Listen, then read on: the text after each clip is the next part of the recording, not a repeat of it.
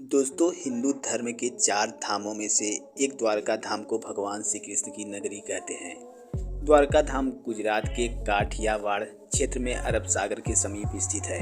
श्री कृष्ण की द्वारिका नगरी के जल विलीन होने की कई पौराणिक कथाएं प्रचलित हैं। चलिए जानते हैं भगवान श्री कृष्ण की द्वारिका नगरी के डूबने के पीछे की वजह क्या थी। बताते हैं कि श्री कृष्ण की द्वारिका नगरी के डूबने की 2 मुख्य वजह थी।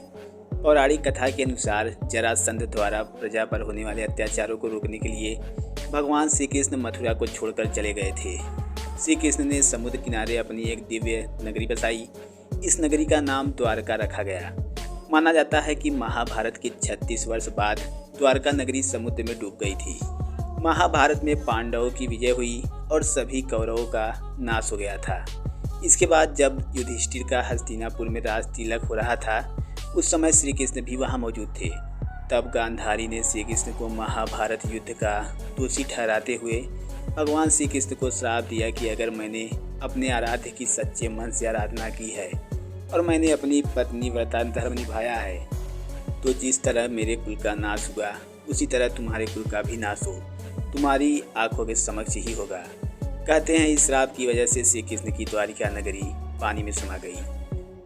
दोस्तों, वहीं एक अन्य पौराणिक कथा के अनुसार एक बार महर्षि विश्वामित्र देव ऋषि नारद कन्व द्वारिका गए। तब यादव वंश के कुछ लड़के ऋषियों के साथ उपहास करने के प्रयोजन से श्री कृष्ण के पुत्र सांब को स्त्री वेश में ले गए और ऋषियों से कहा कि यह स्त्री गर्भवती है। आप इसके गर्भ में पल रहे शिशु के बारे में बताइए कि क्या जन्म लेगा। ऋषियों ने अपना अपमान होता देख श्राप दिया कि इसके गर्भ से मूसल उत्पन्न होगा और उस मूसल से समस्त यदुवंशी कुल का विनाश होगा। उसके पश्चात सभी यदुवंशी आपस में लड़ कर मरने लगे थे। सभी यदुवंशियों की मृत्यु के बाद बलराम ने अपना शरीर त्याग दिया। श्री कृष्ण पर किसी शिकारी ने हिरण समझकर बाढ़ चला दिया था, जिससे भगवान श्री कृष्ण देवलोक चले गए।